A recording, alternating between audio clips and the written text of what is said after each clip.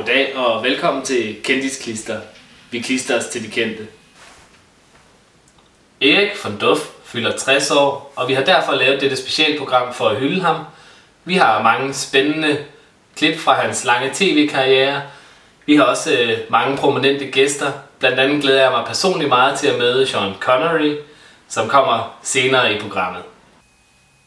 Vi har også vores udsendte reporter, Rati Papa, som er klar til at opspore, hvor Erik befinder sig lige nu. Rati, er du der? Er vi igennem, Philip? Ja, vi står nu på Malta, hvor vi har fået et tip om, at Erik von Duff opholder sig. Han skulle feriere lige herinde bagved, og vi vil liste os hen og se, om det virkelig er ham, der er her. Ja, kom med.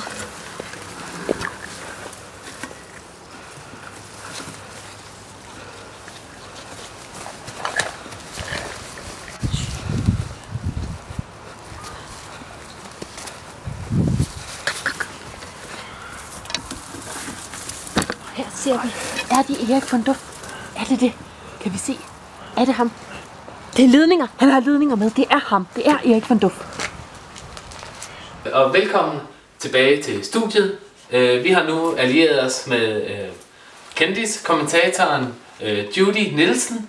Og du vil så lidt fortælle os om Eriks op- og nedture. Ja, jeg er jo lige kommet direkte fra Hollywood, bare for at fortælle om Erik von Duffs karriere. Ja, tak skal du have. Ja, det må jeg nok sige, at det var sandelig en lang flyvetur. Ja. Men nu er jeg her, og Erik von Duff, han har jo haft en lang karriere gennem årene. Han har først så lavede han jo lidt eksperimentel film, bare hjemmevideo med sit eget kamera. Nå, ja. Ja, og det var faktisk, det var det, ja. Erik von Duffs store gennembrud, det startede, da han engagerede sig i Høje Gladsaxe Beboer-TV. Nå. Og det gjorde han sammen med Sean Connery. Men de connectede og bondede ligesom omkring projektet, og Erik von Duff fik det op at stå på benene. Ja, og det lyder meget spændende. det var rigtig spændende, for det var det, der var adgangsbilletten for Erik von Duff.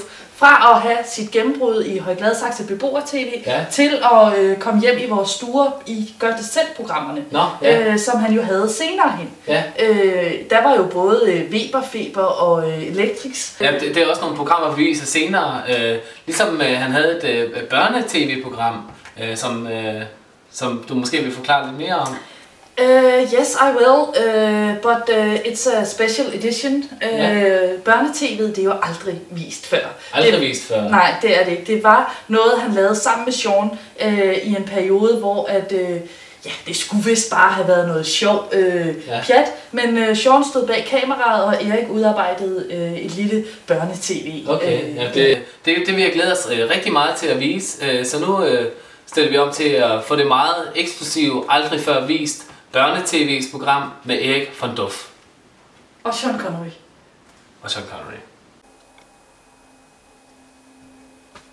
Vi kører. Vi kører. Hvad kører vi? Kører vi nu? Ja. Goddag og velkommen til Bibelfortællinger med Erik von Duff. Vi skal i dag høre historien om Noahs ark. Det er en af de rigtig spændende fortællinger i Bibelen, som der er en masse dyr med, og den er fyldt med spænding og action. Det skal vi lige høre mere om nu her. Så lad os bare komme i gang. Vi møder Noah, som var en mand, der levede for mange, mange år siden. Noah havde en kone, og så havde Noah 3 sønner. De havde Sem og Kam og Jafet.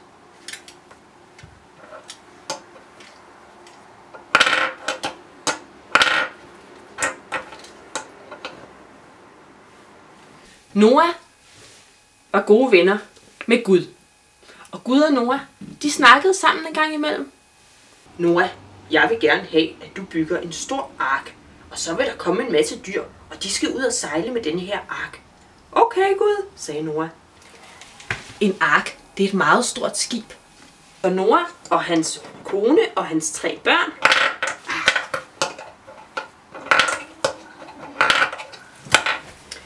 de tog deres traktor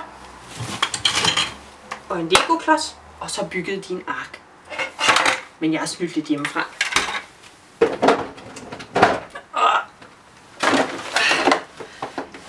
Så. Nora. Skal I bare se her. Ja. Det er vist det, man kalder en bilfærge. Ja, men så, da nu at Noah og hans sønner, de byggede en ark, og hans kone, de havde bygget færgen, eller mine arken, så begyndte alle dyrene at komme. Der kom for eksempel en kat, og en larve, og en hest, og et får, og en hund, en kænguru, og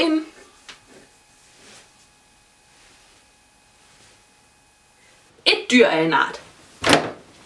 Ja, og så kom der en dinosaurus.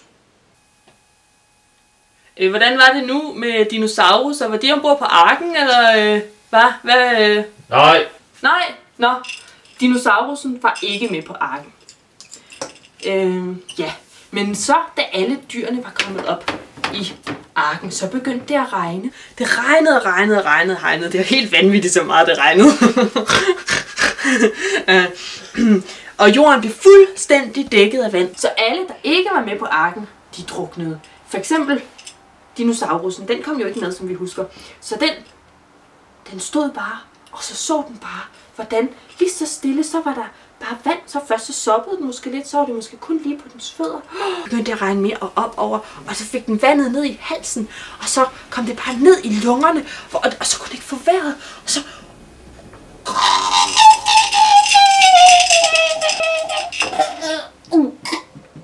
Og så døde den, druknede. Og det gjorde alle de andre også. Det gjorde både alle menneskene druknede, alle børnene. Både de store børn og de små børn. De druknede alle sammen.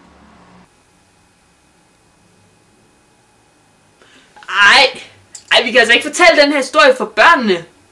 Ej, det dur altså. Ej, vi bliver nødt. Vi må finde på en anden. Det dur ikke. Den er alt for voldsom, den her. Det kan vi ikke. Det kan vi ikke. Sluk. Og sluk der også. Ja, og der kan man jo så se, hvor fornuftig Erik er med hensyn til børn. Han stopper en udsendelse midt i det hele og siger, det kan vi ikke sende. Jeg kan høre, at der sker noget i Malta. Rati, hvad er det, der foregår? Ja, vi er tilbage på Malta her, hvor at Erik von Duff har kedet sig et stykke tid, må man sige, men nu har han endelig fundet noget at beskæftige sig med, nemlig krokket. Lad os se, hvad der foregår.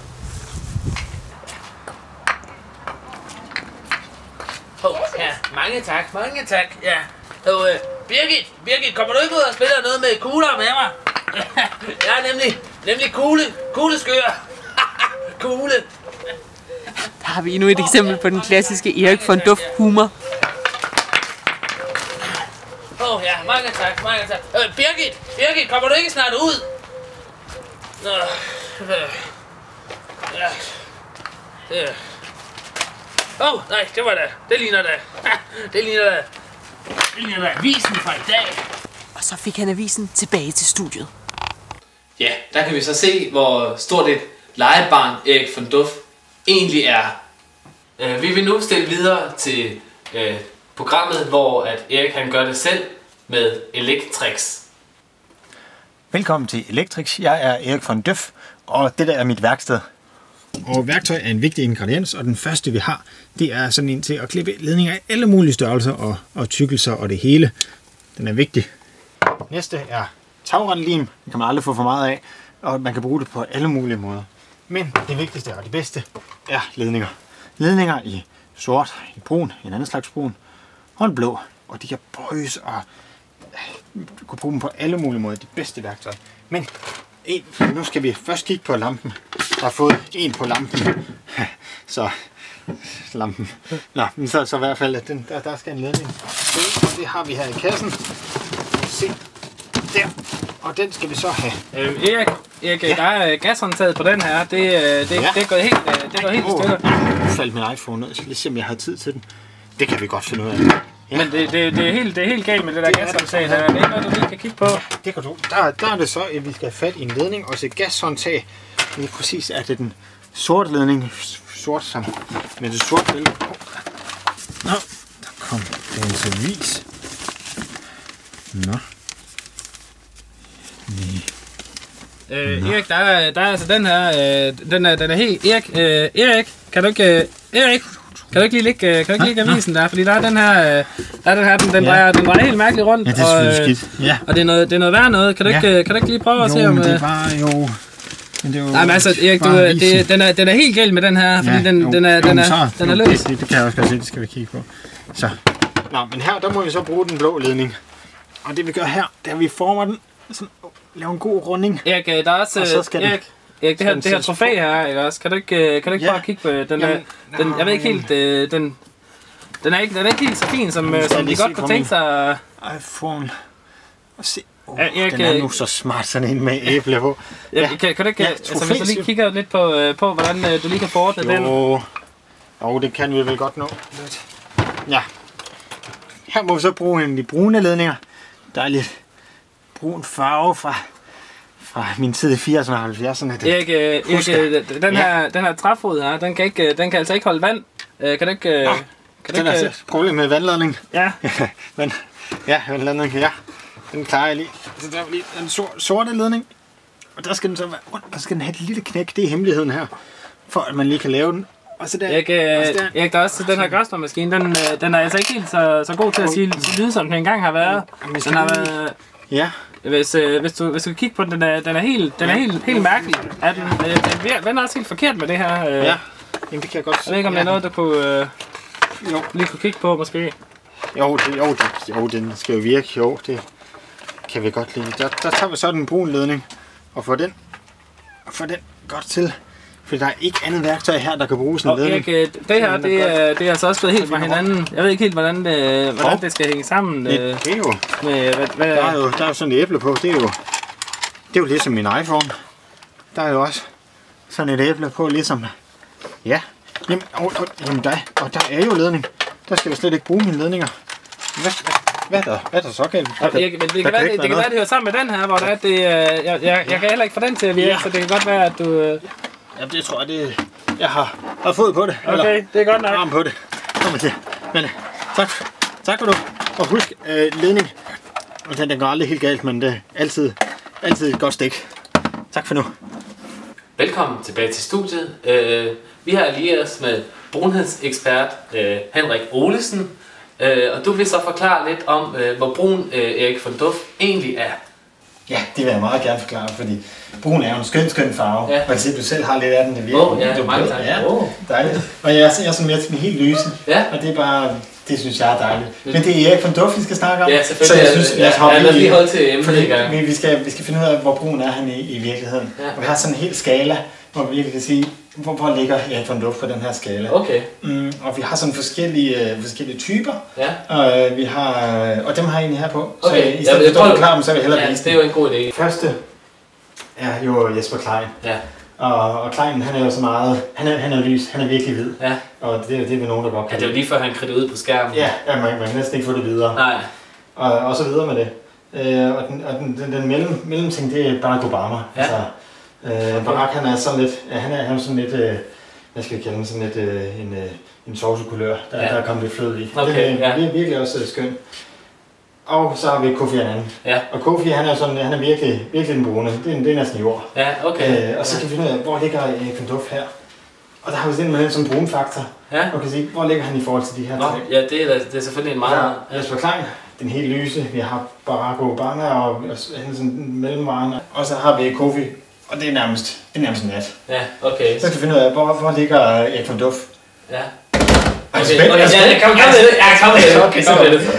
Der, han ligger lige før Kofi Annan. Nå, det bliver næsten ikke noget. Det er så skønt, at jeg har sagt mig selv. I love it. Ja. Så det er simpelthen brune faktoren, vi har. Okay. Jeg kan lige høre, at vi har noget igennem fra Malta.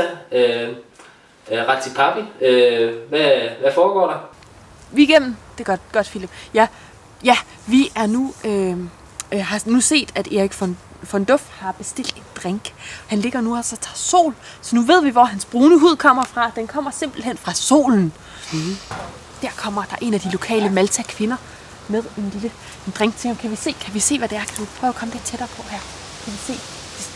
Det ligner noget vin af en art. Og noget... Hvad har vi der? Noget... Kan du zoome ind måske? Kan du prøve at zoome ind? Er det noget... Nu flasker det så vist rigtigt, var. Og noget andet af en art. Flasker sig. Jeg kan simpelthen ikke se nok, hvad det er. Jeg håber, du kan zoome ind. Kan du det? Det er Jægermeister. Det er Jægermeister. Det er simpelthen Jægermeister, han drikker. Det ved vi jo, han har reklameret for i sine unge dage, så... Det var da dagens avis. Det er dejligt, man kan få den på sin ferie. Ja. Og så fik han dagens avis. Lad os gå tilbage til studiet. Sikke spændende at se om Eriks liv i sus og dus i sydens varme. Bliv hængende, for lige om lidt så kommer Sean Connery i studiet og fortæller om hans livslange venskab med Erik von Duff. Men nu kommer Gør det selv programmet Weber Feber. Goddag og velkommen til Weber Feber. Jeg er Erik von Duff, og i dag skal vi grille. Vi skal grille på Weber-grillen, for skal man grille, så er det kun Weber, der dur. Weber-grillen, den har et låg, så man skal passe på ikke at få en på låget. Ja, Weberen, den fungerer som en ovn, og den har udluftningshuller, så ikke det bliver alt for varmt. Jeg har selvfølgelig tændt op i den fra starten af, sådan at den er klar. Men den skal lige have lidt tid endnu, så lad mig vise, hvad det er, vi skal grille i dag i Weber Feber. I dag skal vi grille tomater, fordi det giver en rigtig god sødme. Så har jeg en gulerod med os, og det er bare rigtig, rigtig godt. Jeg har også en dinosaur-bamse. Den kan grilles, og det smager garanteret rigtig godt. Så lad os lige få det ind i vores Weber-grill med låg. Det bliver rigtig godt, og må ikke også, jeg skal have lidt kokosmælk, for alt kan jo grilles og skal grilles. Det er bare det bedste. Det er det altså. Nu er låget lige sat på, og så skal det lige have tid til at stå og varme lidt, og det giver jo bare en naturlig pause i din... Nå, ja. Der var avisen. Det var da dejligt. Ja. Det tager bare lidt tid med sådan en Weber-grill, men det er alt ventetiden værd.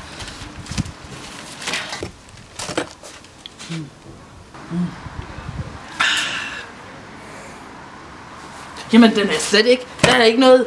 Den er Plan B! Ja, hvis din Weber ikke har feber, så går det nok for en gangs skyld at bruge en engangsgrill. Ja.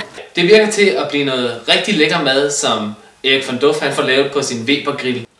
Men nu er vi helt klar til Sean Connery. Vent lidt, øjeblik. Ratzi, jeg hørte, du har noget fra Malta. Ja, Philip, så er vi tilbage her, hvor der er sket det virkelig, virkelig interessante, at Erik von Duff er ved at begynde at læse en bog. Jeg kan ikke lige helt se, hvilken bog det er, det drejer sig om, men det lader til at være noget ferielektyre af en art. Undskyld mig, jeg tror, jeg er ved at være parat til en parasol nu. Mange tak. Så må jeg se, om jeg ikke kan få den op at stå på en måde, så jeg kan læse min bog. Ja. Nej, hvis jeg nu bare havde en lille smule... der er en ledning herovre. Det må jeg hellere prøve at se, om jeg kan... Det var da...